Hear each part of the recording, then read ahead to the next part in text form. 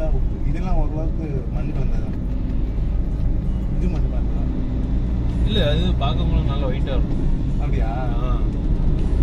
இதுவும் குவாலிட்டி கம்மியாக தான் சார். இன்னும் ரொம்ப கரையாதுன்னு சொல்ல முடியாது. மீடியமாக இல்லைன்னா மூடி வச்சுருவாங்க. இந்த இது வேணும் பாக்கி நம்மளாம்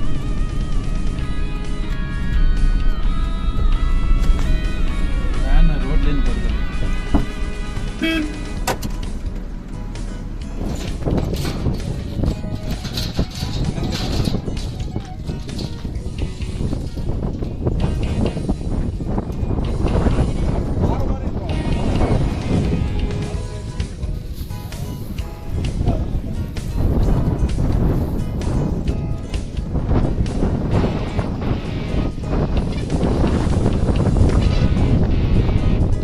உப்பு பாருங்க, உப்பு அப்படியே தண்ணியிலேருந்து எடுத்து வச்ச உப்பு அவ்வளோ பியூராக இருக்குது.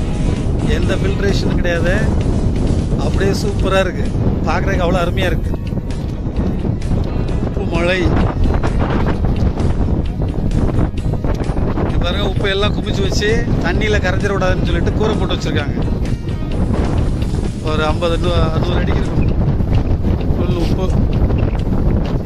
மழையில் நனையக்கூடாதுங்கிறதுக்காக இப்படி போட்டு வச்சுருக்காங்க.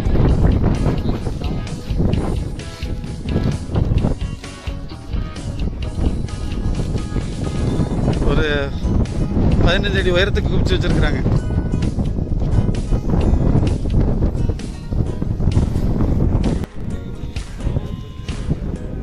இங்கனுக்குள்ள சீவாட்டை இது வந்து 3 டிகிரி செல்சியஸ். இப்போ நம்ம வந்து போர்டில் வந்து 9 டிகிரி. உப்பு வந்து ஃபார்ம் ஆகுறது வந்து 24 டிகிரி. விளையிறது வந்து 28 வரும். அந்த டிகிரியை கொண்டு வரதுக்காண்டி நாங்கள் இது மாதிரி இந்த செப்போம் எல்லாம் செட் பண்ணி இந்த கீழே வந்து போர் வாட்டர் ஒரு ஸ்டேஜாக கலந்து அப்போ வரச்சில் நமக்கு 24 டிகிரி வரச்சில் இது மாதிரி பாத்தி இருக்குல்ல.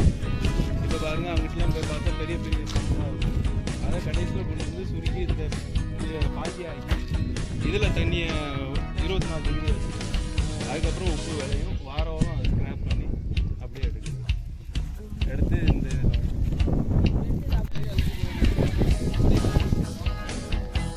சும்மா தம்பி போலாமா உள்ள?